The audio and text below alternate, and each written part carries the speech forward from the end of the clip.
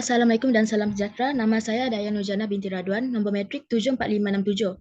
Saya ingin membentangkan projek tahun akhir saya yang bertajuk Hubungan Industri dan Tahap Kesedaran Pekerja mengenai hak dan kebajikan pekerja di bawah Undang-Undang Perburuhan, kajian kes di Kuching, Sarawak.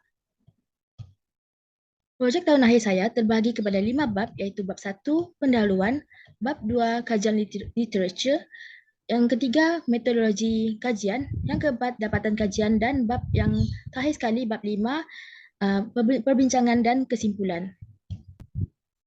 Saya akan mulakan dengan bab 1 iaitu bahagian pengenalan. Kesedaran pematuhan dan pengamalan undang-undang perburuhan oleh pihak majikan dan pekerja merupakan perkara yang penting bagi meningkatkan budaya kerja yang baik dan selamat dalam sesebuah organisasi. Hak pekerja meliputi banyak perkara seperti keadaan kerja yang adil, gaji, perlindungan privasi, hak untuk dilindungi daripada isu seperti pemecatan yang tidak wajar, hak untuk menubuhkan atau mewakili kesatuan kerja, hak mogok dan sebagainya. Isu penindasan kebajikan pekerja sekiranya tidak diatasi akan memberi kesan negatif terhadap kepuasan kerja dan mengganggu kesihatan mental dan fizikal pekerja. Seterusnya, permasalahan kajian. Isu penjagaan hak dan kebajikan pekerja yang semakin melebar memberi kesan kepada sosioekonomi negara. Isu ini terjadi kerana terdapat segelintir individu yang memandang ringan mengenai hak mereka sebagai pekerja, terutamanya bagi pihak pekerja yang gagal menyuarakan kejadian yang berunsur penindasan oleh majikan mereka sendiri. Kebajikan merupakan keperluan asas untuk pekerja yang termaktub dalam undang-undang negara. Segelintir pekerja tidak berani melaporkan tindakan majikan yang bertentangan dengan kewajipan mereka kepada pihak berkuasa yang mendorong kepada sikap negatif dalam organisasi.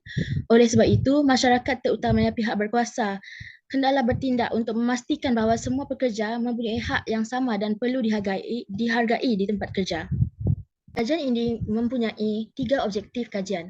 Yang pertama ialah untuk mengukur tahap pengetahuan dalam memahami hak-hak pekerja iaitu berkenaan dengan kesatuan sekerja dan kepentingannya dalam melindungi kepentingan pekerja, gaji minimum, mekanisme penyelesaian pertikaian perusahaan dan keselamatan dan kesihatan pekerjaan. Objektif yang kedua ialah untuk mengenal pasti tahap kesedaran pekerja mengenai hak dan kebajikan pekerja yang dilindungi oleh Undang-Undang Perburuhan. Dan yang terakhir sekali, objektif ketiga untuk mengetahui sejauh mana pendedahan tentang hak pekerja kepada masyarakat. Signifikan kajian ini pula ialah memberi kesedaran kepada masyarakat bahawa pentingnya pengetahuan mengenai perlindungan hak pekerja serta membantu dalam memastikan hubungan antara majikan dan pekerja terpelihara.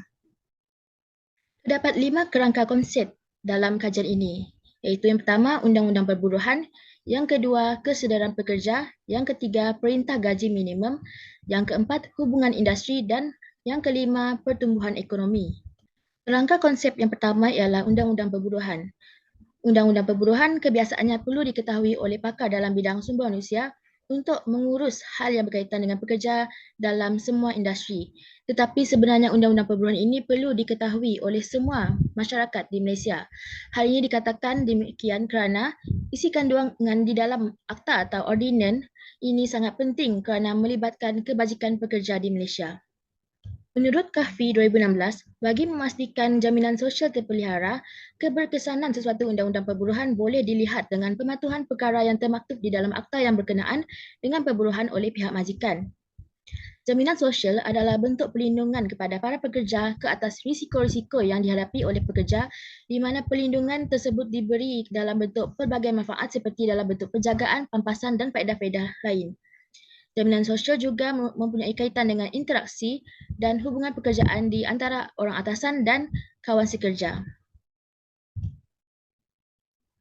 Rangka konsep yang seterusnya ialah kesedaran pekerja. Tahap kebajikan dan kesejahteraan pekerja Malaysia masih berada dalam keadaan yang kurang memuaskan. Hal ini kerana masih berlakunya penindasan dan eksploitasi yang dilakukan di tempat kerja. Perintah gaji minimum. Gaji minimum merupakan jumlah minimum yang perlu dibayar oleh majikan kepada pekerja untuk kerja yang dilakukan dalam sesuatu tempoh dan bayaran tersebut tidak boleh dikurangkan dalam bentuk perjanjian kolektif atau kontrak individu. Peningkatan kos sara hidup telah menjadi salah satu cabaran yang perlu dihadapi oleh masyarakat. Oleh itu, gaji minimum ditubuhkan untuk melindungi hak dan kebajikan pekerja melalui gaji yang saksama serta membantu pekerja untuk memenuhi keperluan asas mereka. Kajian ini adalah berdasarkan kepada reka bentuk kajian di pelbagai organisasi atau sektor di Kuching Sarawak. Kajian ini menggunakan paradigma pragmatism dengan menggabungkan pendekatan kualitatif dan kuantitatif untuk mendapatkan pemahaman yang lebih komprehensif tentang tahap kesedaran pekerja mengenai hak-hak mereka berdasarkan Undang-Undang Perburuhan. Pendekatan ini membolehkan pegaji menggabungkan kelebihan kedua-dua pendekatan tersebut untuk menjawab soalan pendidikan dengan cara yang paling relevan dan berkesan. Untuk kaedah yang digunakan, yang seperti yang saya beritahu tadi adalah kaedah kualitatif dan kuantitatif. Seterusnya adalah persampilan. Pengkaji juga akan menggunakan kaedah kuantitatif di mana ianya merupakan kaedah menganalisis data yang berbentuk angka. Kaedah ini melibatkan penggunaan borang soal sidik, buku jurnal dan bahan lain. Dan itu kaedah deskriptif digunakan untuk mencari kekerapan dan peratus bagi responden kajian. Kaedah kuantitatif yang menggunakan borang soal sidik akan dijadikan sebagai hasil dapatan kajian setelah data dimasukkan sebagai data SPSS bagi mendapatkan data dalam bentuk statistik. Dalam konteks kaedah ini, borang soal sidik akan telah diedarkan kepada 50 orang responden di lokasi kajian iaitu di sekitar Kuching Sarawak. Pengkaji telah menggunakan Google Form untuk mencipta borang soal sidik. Skala Likert 5 skor digunakan untuk mendapatkan maklumat responden. Berikut merupakan instrumen kajian yang terbagi kepada 6 bahagian. Seterusnya ialah kesahan dan kebolehpercayaan. Sebelum memulakan pendidikan, seseorang pengkaji hendaklah mengetahui tentang etika pendidikan. Untuk kajian ini, pengkaji perlu mendapatkan persetujuan daripada responden sebelum mendapatkan maklumat daripada mereka. Terusnya, penyelidik juga mempunyai kewajipan etika untuk merahsiakan maklumat yang diperolehi semasa membuat pendidikan. Seterusnya ialah bahagian dapatan kajian. Ini adalah untuk bahagian A, demografi responden. Keseluruhan jumlah responden untuk kajian ini ialah 50 orang. 60% bersamaan dengan 30 responden merupakan golongan wanita, manakala 40% bersamaan dengan 20 responden adalah daripada golongan lelaki. Untuk kategori umur pula didapati bahawa majoriti responden iaitu 48% daripada jumlah keseluruhan responden berumur 20 hingga 30 tahun. Wajah ini pula menunjukkan latar belakang responden untuk bahagian bangsa. Kaum Melayu mencatatkan bilangan dan peratusan responden yang paling tinggi iaitu 74% bersamaan dengan 37 orang. Kaum Cina menyumbang 16% bersamaan dengan 8 orang, sementara itu Bumi Putra Sarawak menyumbang 10% bersamaan dengan 5 orang. Namun tidak terdapat responden berbangsa India atau individu dari latar belakang etnik lain-lain yang mengisi borang soal sidik tersebut. Taburan responden berdasarkan status perkahwinan pula menunjukkan bahawa responden yang telah berkahwin mencatatkan nilai peratusan yang lebih tinggi iaitu 52% bersamaan dengan 26 orang. Manakala responden yang belum berkahwin adalah sebanyak 48% bersamaan dengan 24 orang daripada keseluruhan responden. Kajian ini juga telah dijalankan dengan melibatkan responden dari pelbagai tahap pendidikan. Dalam kajian ini, jumlah responden untuk setiap tahap pendidikan adalah berbeza. Terdapat 10% bersama dengan 5 responden dengan tahap pendidikan ijazah sarjana master, 32% bersama dengan 16 responden dengan tahap pendidikan ijazah sarjana muda, 10% bersama dengan 5 responden dengan tahap pendidikan diploma atau asasi, 2% bersama dengan 1 responden dengan tahap pendidikan sijil, dan 46% bersama dengan 23 responden dengan tahap pendidikan SPM STPM. Terusnya ialah bahagian pengetahuan mengenai hak-hak pekerja dan kebajikan serta tanggungjawab majikan. Ini adalah untuk item soalan. Responden yang pernah melihat dan mendengar mengenai isu di antara majikan dan pekerja adalah 58%, iaitu pada skala 4 dan 5 di item 1, dan 58% juga untuk skala 4 dan 5 di item 2. Pernah membaca isu semasa berkaitan masalah di antara majikan dan pekerja. Hal ini menunjukkan bahawa masih ada sebahagian besar responden yang tidak atau kurang memiliki pengetahuan yang mencukupi tentang isu yang terjadi antara majikan dan pekerja. Sebahagian besar responden juga tidak begitu aktif dalam mencari informasi lebih lanjut tentang isu-isu tersebut. Sementara itu, 40% daripada kalangan pekerja pernah memberitahu atau bercerita mengenai isu majikan dan pekerja. Bilangan responden yang tidak pernah menghadiri program atau perbincangan kaitan dengan isu di antara majikan dan pekerja adalah agak ramai, iaitu 36%. Walaupun terdapat responden yang mempunyai pengetahuan mengenai hak dan kewajikan pekerja serta tanggungjawab majikan, namun kajian ini mendapati bahawa kesedaran responden terhadap isu-isu ini adalah sederhana. Seterusnya ini adalah untuk bahagian saluran maklumat yang pernah dilihat oleh responden yang memaparkan isu perburuhan. Pengkaji mendapati bahawa sebanyak 94% responden melaporkan bahawa ataupun menyatakan bahawa mereka mendapatkan maklumat mengenai isu perburuhan melalui media elektronik seperti internet, televisyen dan radio. Manakala seramai 31 responden mendapatkan maklumat tersebut melalui media cetak seperti surat khabar, jurnal dan majalah. 6 responden atau 12% menyatakan bahawa mereka mendapatkan maklumat melalui kempen-kempen yang dijalankan. Sementara itu, 9 responden atau 18% mengatakan bahawa mereka memperoleh maklumat melalui program ceramah kesedaran. Hanya 4 responden yang melaporkan mereka mendapatkan maklumat melalui latihan. Tiada responden yang menyatakan maklumat melalui saluran lain.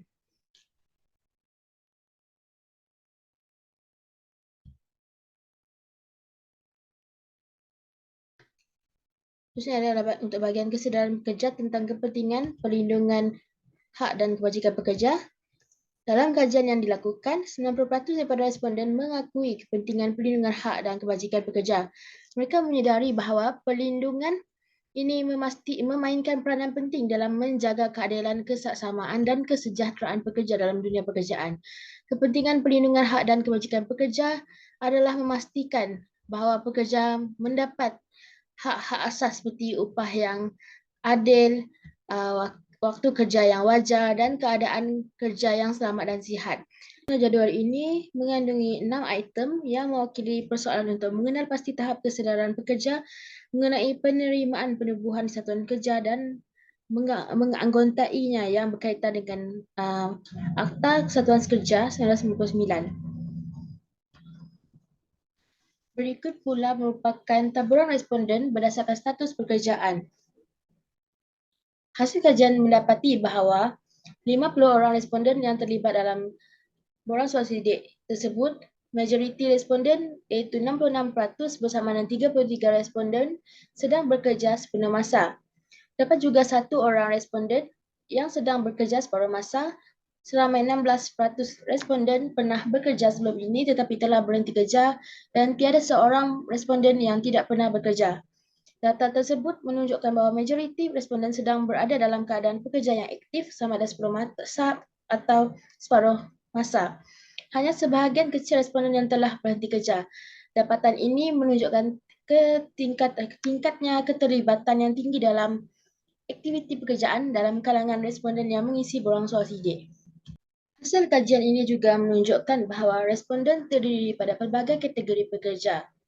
Untuk kategori majikan, terdapat dua orang responden yang mewakili PKS, manakala satu responden merupakan pekerja yang bekerja sendiri seperti perniagaan keluarga. Sebanyak 22 responden bersama dengan 44% adalah pekerja sektor awam, manakala 23 responden bersama dengan 46% merupakan pekerja sektor swasta. 2% dua responden bersamaan dengan 4% yang termasuk dalam kategori lain. Kajian ini memberi gambaran tentang komposisi pekerja yang terlibat dalam kajian ini dan telah memberi peluang untuk pengkaji untuk meneroka kesedaran pekerja tentang hak-hak pekerja.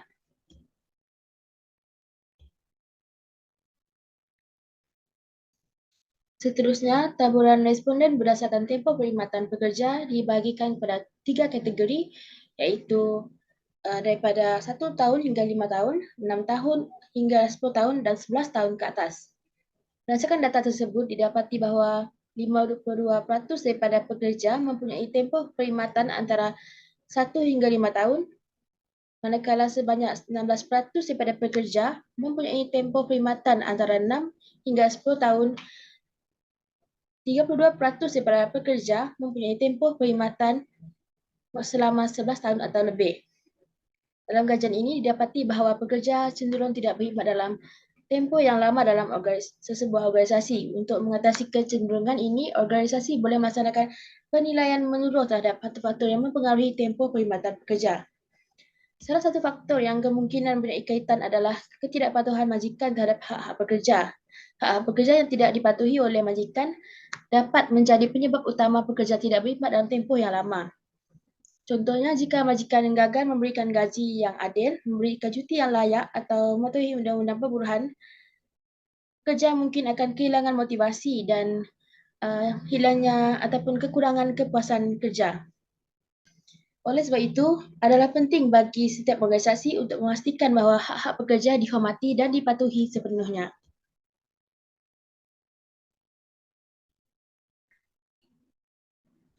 Seterusnya, jadual 49 memberikan butiran mengenai jumlah responden dalam setiap kategori pendapatan.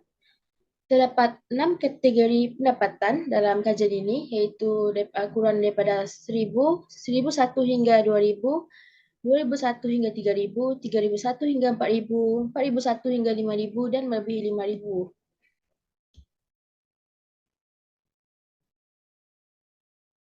Dalam kategori pendapatan, terdapat responden yang memperoleh pendapatan kurang dari 1000, hanya 3 orang yang termasuk dalam kategori tersebut.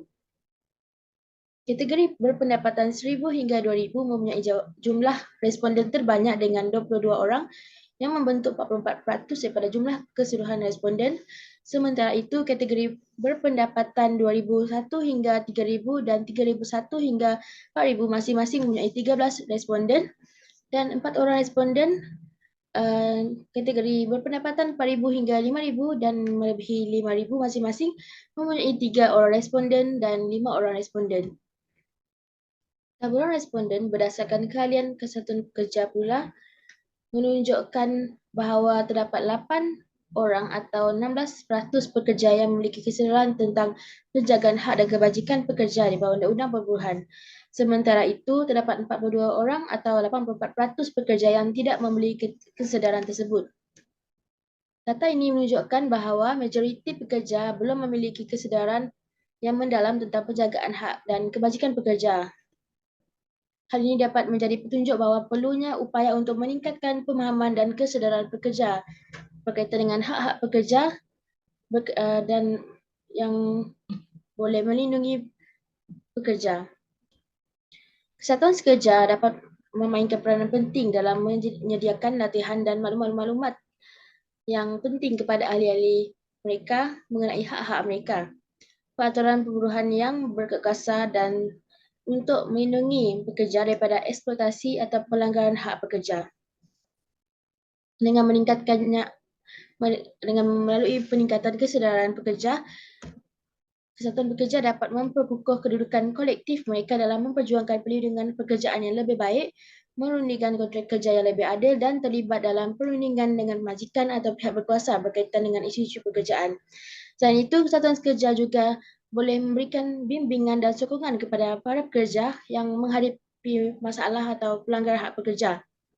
Melalui kekuatan bersama dalam kesatuan pekerja, pekerja dapat memperjuangkan perubahan yang positif dalam persekitaran kerja serta memastikan perlakuan yang adil dan sesama kepada semua ahli kesatuan. Seterusnya ialah untuk tahap kesedaran pekerja mengenai hak dan kebajikan pekerja di bawah Ordinan Buruh Sarawak bab 76 dan Perintah Gaji Minimum. Soalan ini adalah, yang pertama ini adalah untuk berkaitan dengan Ordinan Buruh Sarawak dan Perintah Gaji Minimum bagi melindungi pekerja dari sebarang eksploitasi oleh majikan dan meletakkan faedah-faedah minima yang perlu diberikan kepada pekerja. Hasil kajian menunjukkan bahawa sebahagian besar responden mempunyai pemahaman yang dan kesedaran berbeza tentang Ordinan Buruh Sarawak dan Gaji Minimum. 2% responden tidak menyedari kewujudan Ordinan Buruh Sarawak dan Perintah Gaji Minimum. Mereka mungkin memerlukan lebih banyak maklumat tentang undang-undang perburuhan dan peraturan yang melindungi pekerja. 26% responden mempunyai sedikit pengetahuan tentang Ordinan Buruh Sarawak dan Perintah Gaji Minimum. Walau bagaimanapun, mereka masih memerlukan pemahaman yang lebih mendalam tentang perlindungan dan faedah yang diberikan kepada pekerja. Sebanyak 28% responden mempunyai pemahaman sederhana tentang Ordinan Buruh Sarawak dan Perintah Gaji Minimum. Responden ini mungkin mengetahui beberapa aspek dasar undang-undang dan peraturan ini, tetapi masih memerlukan maklumat tambahan untuk memperkukuh pemahaman mereka. Sebanyak 32% responden mempunyai pemahaman yang tinggi tentang Ordinan Buruh Sarawak dan Perintah Gaji Minimum. Mereka memahami dengan baik peraturan dan perlindungan yang diberikan kepada pekerja dalam konteks Undang-Undang Perburuhan. 12% responden ini mempunyai pemahaman yang sangat tinggi tentang Ordinan Buruh Sarawak dan Perintah Gaji Minimum. Secara keseluruhannya, walaupun sebahagian responden mempunyai pemahaman yang berbeza mengenai Ordinan Buruh Sarawak dan Perintah Gaji Minimum, adalah penting untuk memberikan maklumat tambahan dan pendidikan kepada mereka yang tidak sedar ataupun kurang sedar mengenainya. Melalui kesedaran dan pemahaman yang lebih baik, pekerja dapat melindungi hak-hak mereka dan majikan dapat memenuhi tanggungjawab mereka terhadap pekerja. Slide seterusnya adalah tentang tahap kesedaran pekerja berkenaan dengan penerimaan penubuhan status kerja dan menganggotainya. Jadual ini mengandungi 6 item yang mewakili persoalan untuk mengenal pasti tahap kesedaran pekerja mengenai penerimaan perubahan status kerja dan menganggotainya yang berkaitan dengan Akta Status Kerja 1999. Perbuatan min dan sisihan piawai yang diperoleh masing-masing ialah 2.72 dan 1.00. Hal ini menunjukkan bahawa tahap kesedaran pekerja berkaitan penerimaan penubuhan status kerja dan menganggotainya adalah pada tahap sederhana. Item 1 mencatatkan min yang tertinggi iaitu 2.92, manakala item 4 pula yang terendah iaitu 2.38.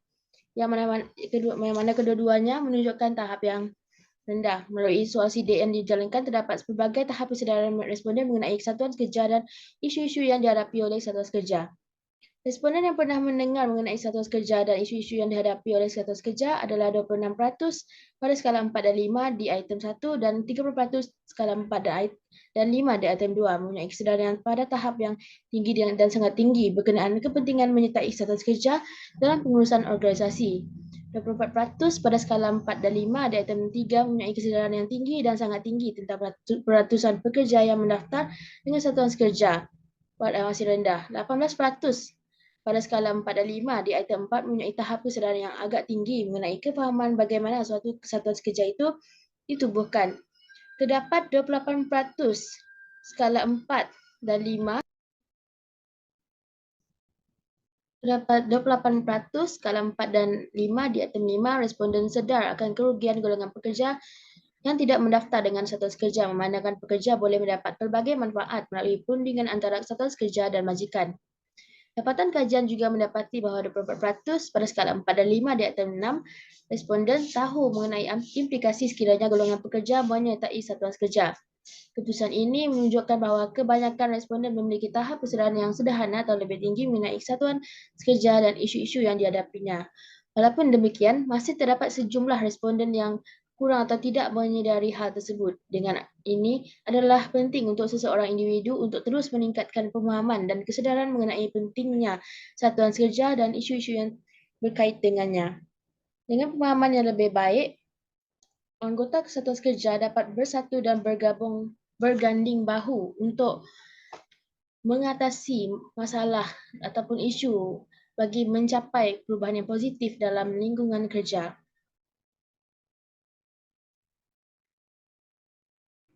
Seterusnya, jadual ini mengandungi 6 item yang mewakili persoalan untuk mengenal pasti tahap kesedaran pekerja berkenaan dengan pertikaian perusahaan bagi menyelesaikan konflik di antara majikan dengan pekerja yang berkaitan dengan pekerjaan.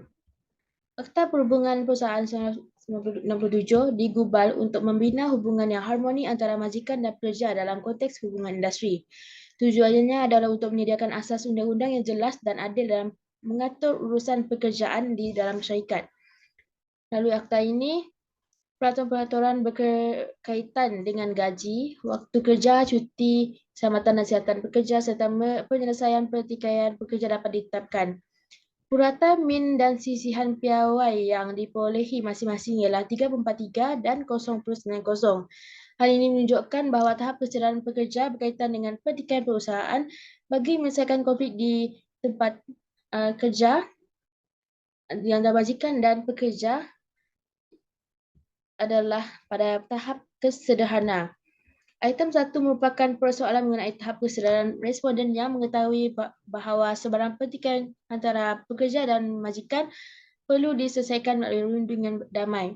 Bagi item 1, terdapat 2 orang responden yang tidak sedar, 10 responden kurang sedar, 13 responden sedar secara sederhana, 19 responden sedar secara tinggi dan 6 responden sangat sedar akan pentingnya rundingan damai dalam menyelesaikan pertikaian.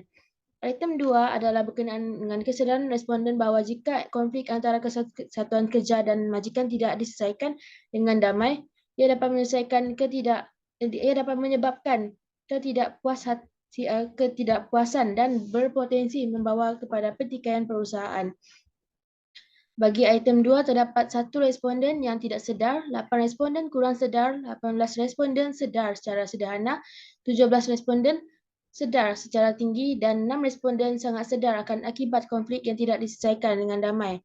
Selain itu, responden juga menyedari bahawa pertikaian perusahaan antara majikan dan kesatuan kerja dapat mengganggu keharmonian dalam organisasi.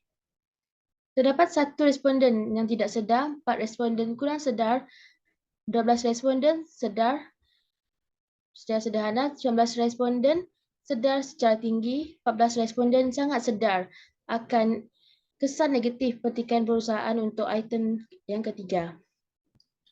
Kesedaran pekerja mengenai keselamatan dan kesihatan pekerjaan memainkan peranan penting dalam setiap persekitaran kerja.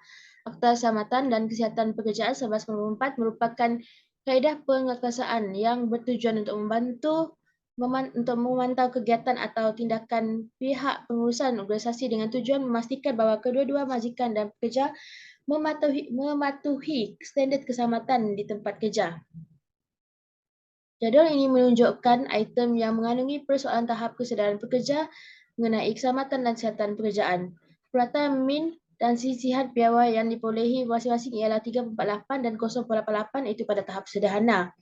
Dalam aspek kesedaran terhadap risiko dalam pekerjaan, dapatan kajian menunjukkan bahawa majoriti responden mempunyai kesedaran yang tinggi terhadap risiko-risiko yang terdapat dalam pekerjaan mereka. Diikuti oleh 28 responden yang mempunyai kesedaran yang sangat tinggi, walau bagaimanapun, terdapat juga sejumlah kecil responden yang masih tidak sedar atau kurang sedar akan risiko-risiko tersebut. Selain itu, kebanyakan responden juga mengetahui kepada siapa mereka membuat aduan jika terdapat bahaya kesihatan atau keselamatan di tempat kerja. Dapatan kajian menunjukkan bahawa 38% responden mempunyai pengetahuan yang tinggi tentang hal ini. Manakala 18% menganggap pengetahuan mereka adalah sangat tinggi. Namun, terdapat sejumlah kecil responden yang masih kurang sedar atau tidak sedar akan perkara ini. Dalam hal langkah-langkah berjaga-jaga semasa melakukan kerja, majoriti responden iaitu 44% mempunyai pengetahuan yang tinggi, sementara itu 22% responden mempunyai pengetahuan yang sederhana dan hanya 12% yang masih kurang sedar tentang pengetahuan tentang berjaga-jaga untuk semasa melakukan pekerjaan. Hanya 4% responden yang masih tidak sedar akan langkah-langkah berjaga yang perlu diambil. Seterusnya ini adalah merupakan data kualitatif. Pengkaji telah menemubual 2 orang responden untuk kajian ini. Dan antara soalannya adalah mengenai adakah mereka pernah mengalami ketidakadilan dalam layanan majikan ataupun pekerja lain terhadap mereka. Yang kedua adalah tentang untuk menilai pengetahuan responden tentang undang-undang perburuhan untuk yang boleh melindungi hak pekerja dan hak majikan. Soalan ketiga adalah mengenai pengetahuan responden tentang kemungkinan aduan oleh pekerja jika majikan melakukan tindakan yang tidak sepatutnya terhadap mereka. Soalan yang keempat adalah untuk mengukur pengetahuan responden tentang satuan kerja dan sejauh mana mereka memahaminya. Dan soalan terakhir adalah untuk mendapatkan cadangan daripada responden tentang cara-cara meningkatkan kesedaran pekerja terhadap hak dan kebajikan mereka. Seterusnya, untuk bahagian bab 5, perbincangan dan kesimpulan, ini adalah ringkasan kajian. Data dikumpulkan melalui sesi tembual dengan pekerja dari berbagai sektor industri untuk mendapatkan pemahaman yang mendalam mengenai kesedaran pekerja terhadap hak dan kebajikan mereka. Prosedur yang telah disediakan diedarkan kepada responden untuk menilai dan mengukur tahap kesedaran mereka secara sistematik. Data yang diperoleh daripada tembual dan sidik digunakan untuk menganalisis dan memberi gambaran yang komprehensif mengenai tahap kesedaran pekerja dalam konteks hak dan kebajikan mereka dalam hubungan industri. Pengagihan borang sidik diagihkan kepada setiap responden yang telah dipilih secara rawak melalui kaedah persampaian bertujuan. Seterusnya ialah limitasi kajian. Kajian ini adalah fokus terhad pada satu daerah di Sarawak saja. Oleh itu, kajian ini boleh diperluaskan lagi kepada dalam konteks pelbagai daerah ataupun dalam negara untuk mendapatkan pemahaman yang lebih baiklah. So, seterusnya adalah jumlah responden yang terlibat adalah terhad. Kajian ini jumlah responden yang terlibat adalah tidak begitu banyak. Oleh itu, kalau untuk meningkatkan lagi